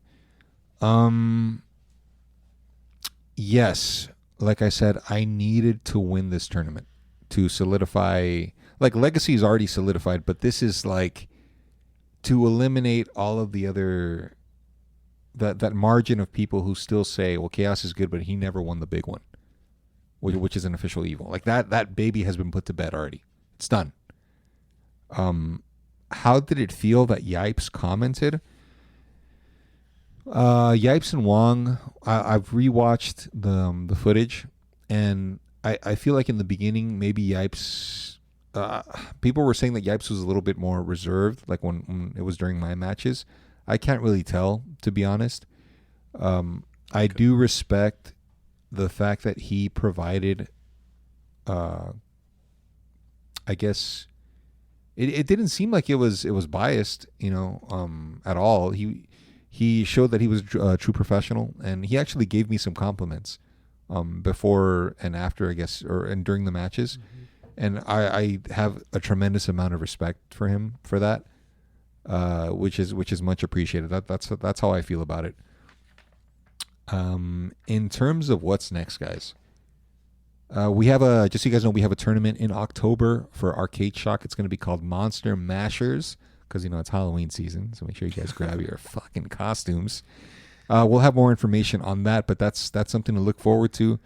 I think I'm going to work towards going back to streaming and creating content. I think that it might be time to kind of figure out how to get that back, going back again. I was feeling burnt out. I had to take care of some personal stuff. But this, it does make me happy, Yeah.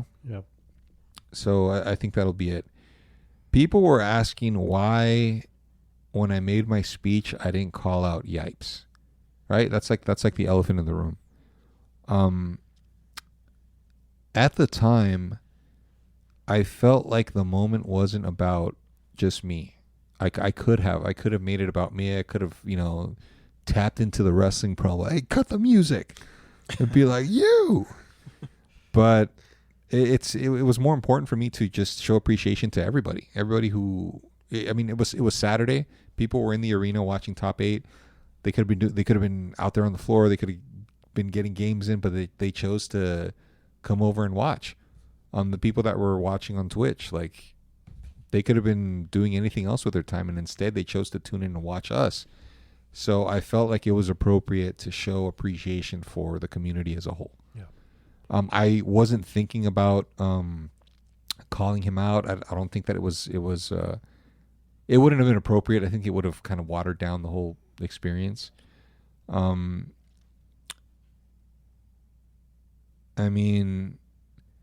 that's really the only thing left. Could it happen down the line? Maybe. I mean, that's another conversation that we would have to have. But yeah, I mean, it's already set in stone what I've done with this game, and Evo is just kind of like the capstone, the frosting on top of the cake. I did want to give some shout outs, guys. Before we get into that, once again, I do appreciate that Yipes took the time to do the commentary and that he didn't show any bias. He was actually very respectful. Given that we've had, like our issues in the past and all that, it meant a lot for me to have him. Justin Wong as well. Justin took the time to send me a message and just give me my flowers. And he didn't have to do that. But it does show. As a matter of fact, anybody who reached out, it was much appreciated. Even people that I've never met or people that I haven't heard from in years. Uptown Whittier, they used to have a spot called Net Connection. It was an internet cafe, and one of the dudes that used to work there hit me up like out of nowhere, and he goes, "Hey, I don't know if you remember me. Like I used to work there." I'm like, "Oh yeah, of course I remember you." And he's like, "Hey, I saw that you won Evo. Like, good job." And I'm like, "That's awesome, man. Thanks, man. Like, I appreciate it." I did want to give some shout outs, guys, because now that it's all kind of said and done, first off, shout outs to my Omega Elite brothers, Thrilla, World, Magnetro. Thank you guys for being there, even though Math and Daryl couldn't be there in person. I don't know that they were sending me their vibes, so that's much appreciated. Magnetro was on site, and even he told me, he's like, I remember back when you were like at Regency, and you were trying to implement like all your combos and stuff. Like you've come a long way. And dude, I had people like come up to me and just say like, "Hey, you don't know me, but I listen to the podcast, or like I watch your YouTube channel. It's gotten me through some tough times." And I'm like, really? Like we just shout outs to you guys, man. We do that like, for you, man. Yeah, like we're talking about hitting buttons here. Like get mad. But it does kind of put things into a different light. We do this as a passion. That's right. And I can't even put it into words, bro. Like I'm truly appreciative of the people that support us, because we support you guys. Yep. We do this for you guys too. Magnus, shout outs to you, bro. Once again, you're the only one left, dude. The only OG that knew me from the very beginning, and you're one of the few that can truly say that you've seen me back when it all started. I couldn't have done this without you, bro. Appreciate that. Ivan, of course, shout outs to you, bro. My partner in crime over here. Shout outs to Ray, Spartan, one of my greatest rivals. Now he's one of my greatest friends. Miss you, Ray. Wes, J-Tron Duck, aka the West Coast Illuminati. Shout outs to my boys. J Fresh, dude. J Fresh was right there with me, man, in the trenches at Evo. And he was very supportive, had my back, dude. Shout outs to him, man. The James Games crew, whether or not we're in good terms or not, I can't deny that these guys played a part in where I'm at today. Guys like Dark Prince, Mike Chaos, Rubillionaire, David Achilles, Ace, Reset, Servbot, Orlando, which is funny because Orlando is to Servbot what you are to me in terms of mentorship. Yeah. So that was kind of like, that was cool. And Servbot was like, wow, I didn't know that we could get a +1. And so I think I kind of feel bad because he could have had Orlando there with him in his corner. Yeah. Wow. But Orlando was still there to support, which is great. The Regency crew, Regency Rob, guys like Ivan, Dorian, Joey Ball, all the killers that used to play at Regency. We had rivalries, we had long sets, and it helped me, along the way. Family Fun Arcade, guys like Finesse, Sue Mighty, Neo, Strider Zero for capturing all of the footage throughout the years before we had direct feed. What a legend, man. It was the camcorder or bust. I mean, you guys remember how it used to be. Yeah, look him up on YouTube, guys. Yeah, shout outs to him. The guys who helped me by running long sets throughout the years, and I've always said that steel sharpens steel. Guys like Bill Wellman, Crizzle, Neo, Sanford Kelly, and Justin Wong. Like, these are guys who are always down to play. There's no ego. It's just, I'm down to play you. Let's run some games, and that's it. And they're killers. They're absolute killers. And then that goes without saying, right? My East Coast brothers, Josh 360. He's one of my closest friends from the East Coast. Missed him at Evo. Yeah. Would love to see him there, man. Yeah, G-Con. G-Con was really gracious in spending time with me during Evo, allowing me to run sets with him. We tried to recreate like the Evo setup, like using the same monitor and the PS5. So I kind of got a feel for it before tournament time. So that I'm grateful for that. Fuji for believing in me back when I was still, a young cat trying to make a name for himself. My brother Blue Jay, rest in peace. Josh Wigfall, who's given me a lot of words of encouragement over the years. Mike Infinite, Romnito, and of course my brother VDO, dude, who's always been there to give me words of encouragement, tough love at times, words that I may not want to hear, but that I need to hear. He's been there to kind of guide me in that sense. Much appreciated. Love that guy. Last but not least, guys, I wanted to talk about Mount Rushmore now that it's all said and done.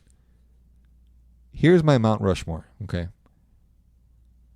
If we take into account that there are two eras of Marvel, which is the prime, I guess you could call it the golden years, right? Back before Marvel 2 was removed from the main stage, it would be from 2000 to 2010. I would put Wong, Sanford, Yipes, and Duck in that category. I feel like everybody would universally agree with that, right? Yes. If you separate the second era, which is 2010 up until the present, I feel like I'm in the forefront. Let's be real. I feel like I'm in absolutely. Non like bias aside. That's true. It's me. Yep. It's me there. Yep. Second spot will go to Duck because he did more. He did just as much damage, if not more, during this era than he did in the beginning.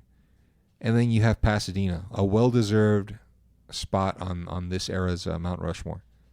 And then the fourth spot for me is kind of like, there are multiple people that can kind of fit the bill for that. I don't really have a definitive answer. I mean, it could be Thrilla, it could be Servbot, it could be, I don't know, who else would you say would be on there? That's a good question. I know Crizzle's put in a lot of work, Crizzle too, years. yeah. It's tough. There's a lot of names out there, I think, that you can put in there, and any one of those can fit that bill. Yeah. What about you, Ivan? What do you think? I think I'm just like running through the. I don't know why Lockdown is coming to mind. A shout out to my boy Andrew, but he's done a lot of things too, even with that team. It's gotten a lot of notable wins as well. But yeah, even people from the West Coast, like I said, Crizzle has definitely come up as well. What about Roundhouse? Roundhouse. I don't know, because it's like, we didn't even get to talk about his Evo placement and then being eliminated by Combo Fiend, I believe. I mean, it's another one of those upsets. Yeah, right? it was. Right.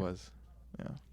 So I guess context matters, right? Because are we talking about just like tournament winnings, money match winnings, or overall contributions to the community? Because Roundhouse, he's done a lot. Yes, he has. Yeah, he's done a lot. Yeah. But I would also put him on there too because of Texas Showdown, and yeah. he has placed relatively high. Fight Kingdom this year, he got third place. Yep. Like he can hang with the best of them. Yeah. So that's something to consider. But I mean, you're never really going to get to a definitive like Mount Rushmore, right? Yeah. Anyways, guys, we're going to go ahead and wrap things up here. I did want to take the time to thank you guys once again, to everybody who's listening. Everybody who I mentioned before, even if I didn't mention your name, if you've ever done anything to support the game, to try, whether it's traveling, whether it's being interactive on Twitch, Discord, whatever the case is, it doesn't go unnoticed, and whatever you do to contribute is much appreciated. Do you guys have anything else to add? Yeah, man. Magnus, it was an honor having you here on the podcast, bro. Like all the stuff that you've contributed. Oh, yeah. And just the level of growth that we've seen, even like within Ken, and it's a lot of it attributed to you. So can't thank you enough for being here and taking the time for you to help us enhance our podcast and being a great guest for us, man. I would love to keep running games with you, bro. So hell yeah, dude. Thank you. I would love to see a Magnus resurgence. A guy can dream, right? Yeah, Anyway, guys, I'll leave you guys with this, okay? Mount Rushmore, if you want to really condense it down to just one list, I don't think... Yeah, like I can't erase what people have done in the past, right? Like the legacy that's been placed there before is already set in stone. correct. I've always said that like Wong, Sanford, Yipes, and Duck are like the universal top 4 of the greatest, right? Yep. I feel like I'm just the DLC. Yeah. All these years later. Yep. That's it. So I'm not, I'm never going to say that I'm the greatest, but I do believe that I am one of the greatest. Yes. And Absolutely. we'll leave it at that. Yep. And no one can take that away from you, Yeah. man. Anyway, Ivan, thanks, brother. Thanks for being here. Chris, appreciate it, man. Thank you for having me. Pleasure to have you here. You guys will have more information about that upcoming tournament. Thank you guys once again for listening and being a part of this journey. For me, it's been a very long time that I've been playing this game, and we'll see what's next. All right, so until then, we'll catch you guys later and stay mashing, okay? Thanks, guys.